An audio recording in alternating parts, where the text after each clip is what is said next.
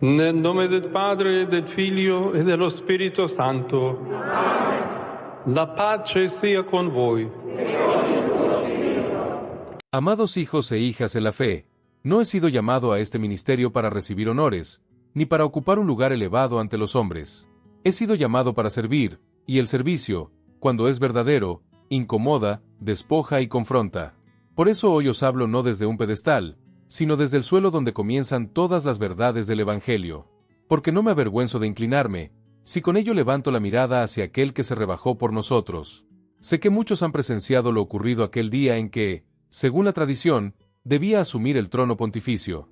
Todo estaba dispuesto: ornamentos, gestos solemnes, palabras ya escritas. La silla apostólica, recién tallada, resplandecía con la perfección humana. Me condujeron hasta ella como parte del ritual. Pero en ese instante, mi alma no se dejó guiar por el protocolo. Se dejó guiar por una voz más antigua que los siglos, la del Espíritu. Vi aquella obra majestuosa, elevada, símbolo de autoridad. Pero lo que mis ojos vieron con claridad, mi corazón lo interpretó con temor, no era solo una silla. Era una tentación. No una tentación de poder como dominio explícito, sino algo más sutil y peligroso, la de olvidar que el pastor no reina desde arriba, sino que acompaña desde el llano. La de imaginar que la dignidad de la función depende del oro que la rodea, y no de la cruz que la sostiene. Por eso, cuando me invitaron a subir, no me moví. Cuando me ofrecieron la mano para ayudarme a sentarme, bajé la mirada. Y luego, sin decir palabra, me dejé caer. No por debilidad, no por espectáculo, no por desafío. Me dejé caer porque entendí que el único lugar donde podía comenzar este pontificado era el suelo. Allí donde Cristo se inclinó para lavar los pies de sus discípulos. Allí donde el poder pierde su máscara y se vuelve amor encarnado. Recuerdo con nitidez el frío del mármol sobre mi frente. Recuerdo el silencio desconcertado de los presentes. Recuerdo cómo algunos cardenales quisieron levantarme, sin comprender. Otros me miraron con dureza, pensando que traicionaba la liturgia. Pero yo solo escuchaba dentro de mí una frase que se repetía con firmeza: no te olvides de que eres polvo. No te creas más que aquellos a quienes debes servir. Fue entonces cuando lo inexplicable ocurrió. Una grieta, delgada como un susurro, recorrió el mármol. No fue un terremoto, no fue un derrumbe, fue una rendija de luz, como si la piedra, cansada de tanto silencio, decidiera hablar. Y lo que dijo no fue condena, fue confirmación. Confirmación de que el cielo no busca altura, sino autenticidad. De que el signo verdadero de autoridad es arrodillarse, no imponerse.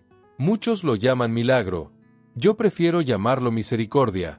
Porque no se trató de una interrupción de las leyes naturales, sino de una revelación espiritual. Dios nos recuerda, incluso a través de lo inerte, que la gloria no se encuentra en la elevación, sino en la entrega. Desde aquel día, esa grieta permanece. Algunos han pedido restaurarla, devolver al mármol su perfección. Pero yo he pedido que se conserve tal como está, no como una cicatriz, sino como una señal. Porque necesitamos ver, con nuestros propios ojos, que hubo un momento en que la piedra respondió a la humildad. Que hubo un instante donde la tierra habló más fuerte que las voces humanas. Y no lo hizo por mí. No fui yo el centro de aquel acto. Fui apenas un instrumento, una voz obediente entre tantas. El mensaje no era personal, era eclesial. Era un llamado urgente a todos nosotros, ministros del Evangelio, a revisar qué símbolos representan verdaderamente a Cristo y cuáles nos han desviado hacia nosotros mismos. Os hablo, por tanto, no para defender lo sucedido, porque lo que nace del Espíritu no necesita defensa. Os hablo para recordarnos juntos lo esencial, que la Iglesia no fue fundada sobre un trono, sino sobre un pescador que lloró su traición. Pedro no fue elegido por su sabiduría, ni por su fortaleza, sino por su capacidad de quebrarse, de arrepentirse, de comenzar de nuevo desde la nada. Cuando me encontré frente a esa estructura dorada, sentí que me esperaba no la continuidad de Pedro, sino una distancia del Evangelio. Y entendí que subir a ese trono sin discernimiento era arriesgarme a olvidar el camino de aquel que descendió hasta los últimos para salvarnos. Y yo no quiero olvidar. No quiero que la Iglesia olvide. No fue un gesto contra la tradición. Fue un grito a favor de su raíz más profunda. Porque la tradición no es conservar estructuras vacías, sino custodiar el fuego del Espíritu que arde en la caridad. Y si hemos de mantener signos, que sean signos que hablen al corazón, no al prestigio, que inviten a la conversión, no al aplauso. Algunos dijeron que aquel acto debilitaba la figura papal. Pero os digo con toda claridad, lo que debilita al Papa no es la humildad. Es la distancia. Es el olvido de que somos siervos. Es la pretensión de sustituir la centralidad de Cristo con la visibilidad de nuestros gestos. La Iglesia no necesita una figura imponente. Necesita un testigo creíble. Por eso, os invito a mirar de nuevo, no el evento, sino su significado. No la grieta en la piedra, sino la grieta que puede abrirse en nuestros corazones. Porque quizás hemos construido demasiado alto. Quizás nos hemos rodeado de barreras, de escalones, de símbolos que ya no comunican el Evangelio, sino que lo ocultan. Y si ese día algo se rompió, bendito sea, porque a veces es necesario que lo que no sirve más agriete, para que entre la luz. Sé que este gesto desconcertó a muchos. Lo comprendo. Durante siglos, hemos aprendido a asociar la autoridad con la altura, la guía con el esplendor, el servicio con la solemnidad. Pero el Evangelio no habla en esos términos. Nuestro Señor, al mostrarnos cómo se gobierna el reino de Dios, tomó una toalla, se arrodilló y lavó los pies. No ofreció discursos desde tronos dorados, sino desde montes polvorientos y barcos prestados. ¿Dónde hemos aprendido, entonces, a temerle tanto al suelo? ¿Por qué nos incomoda tanto ver a quien preside también arrodillarse? No vine a esta misión para impresionar, ni para consagrar apariencias. Vine a recordar que la Iglesia tiene sentido solo si está al servicio del mundo herido, y ese servicio comienza allí donde el corazón deja de pensar en sí mismo. Lo que ocurrió aquel día no fue una ruptura del protocolo, fue una confesión pública de nuestras prioridades. No se trató de renegar del oficio, sino de honrar su verdadero espíritu. El trono no fue diseñado para separar, pero a veces los símbolos, aun sin intención, terminan creando distancias. Y cuando notamos que una señal ya no acerca al pueblo de Dios, sino que lo intimida, debemos detenernos. Porque la función de todo signo eclesial es abrir puertas, no levantar muros. Al ver aquel trono, me pregunté, ¿quién se sentaría aquí si Cristo viniera hoy? ¿Le reconocería su voz al ser invocado desde este lugar? ¿O encontraría un eco hueco, cubierto de ornamentos sin alma? No podía responder con certeza, y esa duda me bastó para elegir bajar. No fue una estrategia, fue obediencia a un susurro interno, porque hay momentos en que el espíritu no grita, solo insiste, y si uno se atreve a escuchar, descubre que las verdaderas decisiones no se toman en los documentos, sino en el corazón, en la conciencia donde Dios habla sin intermediarios, pero nunca sin consecuencia. No hablo esto con orgullo, hablo con temblor, porque soy consciente de la responsabilidad que implica cada gesto del Papa, pero también sé que hay gestos que, aunque desconcierten, despiertan, y la Iglesia necesita, más que nunca, despertar. Despertar de la costumbre que se vuelve refugio, del rito vacío que nos adormece, de la comodidad de hablar de los pobres sin tocarlos, de creer que evangelizar es solo predicar, y no inclinarse, no acompañar, no llorar con los que lloran.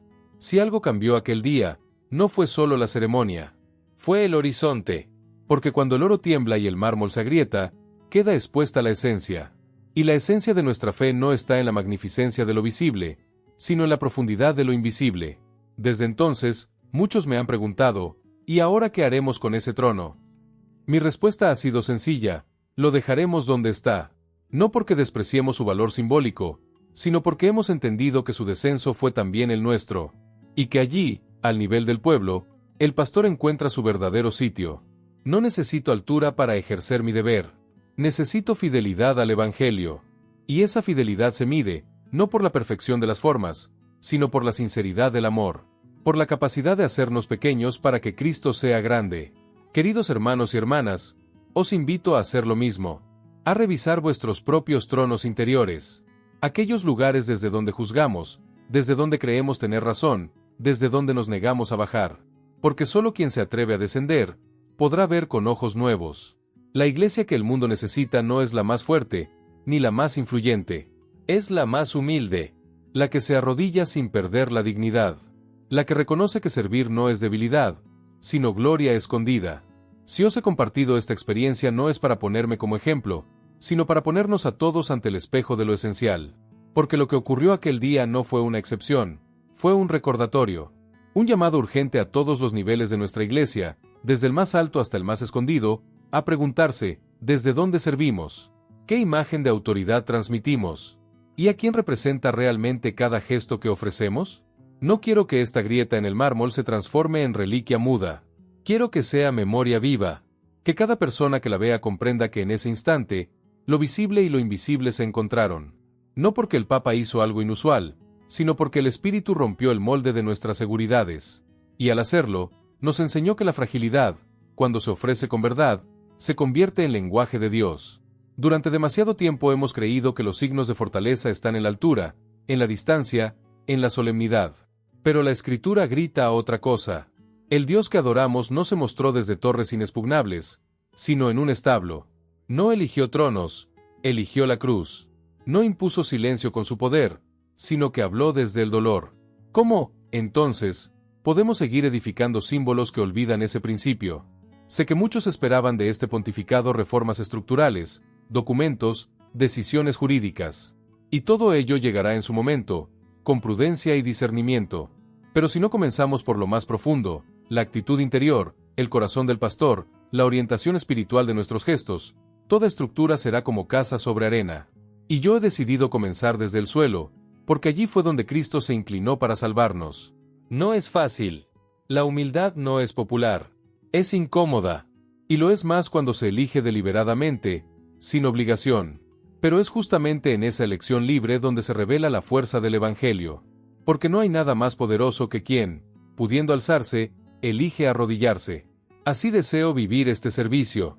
No desde la altura que separa, sino desde la cercanía que transforma. No desde la autoridad que exige, sino desde el amor que se ofrece. No desde el centro de la escena, sino desde el borde donde muchos han sido olvidados. A los sacerdotes, les ruego, que su autoridad se exprese más en el silencio compartido con los que sufren que en las homilías que esperan aplausos.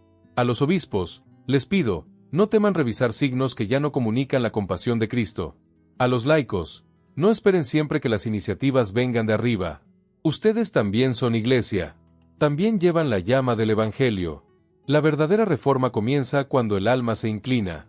Cuando dejamos de defender lo que siempre fue así, y empezamos a preguntarnos si así refleja al Señor. Cuando los rituales se transforman en caricias, y las costumbres en caminos de acogida. No deseo una iglesia que impresione. Deseo una iglesia que consuele, que sepa llorar con los que lloran, que no levante murallas con su lenguaje, sino que construya puentes con sus gestos, que no busque imponerse, sino comprender, que no renuncie a la verdad, pero la anuncie con ternura. Aquella mañana, al postrarme sobre el mármol, no fue mi frente la que tocó el suelo, fue toda una visión de iglesia la que eligió bajarse, para no convertirse en una torre más entre tantas. Y si Dios permitió que una grieta se abriera justo allí, fue para recordarnos que su gloria no se impone desde arriba, sino que brota cuando alguien se atreve a amar desde abajo. Dejar ese trono al nivel del pueblo no ha sido un acto simbólico solamente, ha sido una decisión pastoral. Porque quiero que cualquier persona que entre en ese lugar sepa que no hay distancia entre ella y su pastor, que no necesita escalar para ser mirada, ni gritar para ser escuchada. Y si algún día esta lección es olvidada, si la historia intenta volver a elevar lo que ha sido bajado por gracia, que esa grieta luminosa en el suelo hable más fuerte que nuestros documentos. Porque los signos que nacen del Espíritu no se borran, se encarnan, y siguen tocando corazones cuando ya nadie los menciona. Termino, pues, esta palabra con una súplica: no tengamos miedo de agacharnos. No pensemos que ser pequeños ante Dios y los hombres nos hace menos. Al contrario, solo los que se agachan pueden cargar con los que ya no pueden levantarse solos. Y ese es el verdadero rostro de Cristo, no el que espera en lo alto, sino el que se inclina para levantar al caído.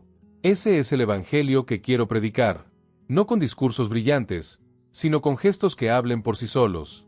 Que cada trono que no sepa arrodillarse, ceda su lugar. Que cada símbolo que no abrace el Evangelio, se purifique en la verdad. Y que cada uno de nosotros, donde haya sido puesto, recuerde cada día, la autoridad que no sirve, se convierte en obstáculo. Pero la que ama, sana. Gracias por escucharme con el corazón abierto. Si este mensaje ha tocado tu corazón, te invito a que te suscribas al canal, dejes tu me gusta y compartas tu reflexión en los comentarios. ¿Has vivido alguna experiencia donde la humildad haya transformado una situación? ¿Qué significa para ti bajar para que otros puedan levantarse? Tu voz también edifica.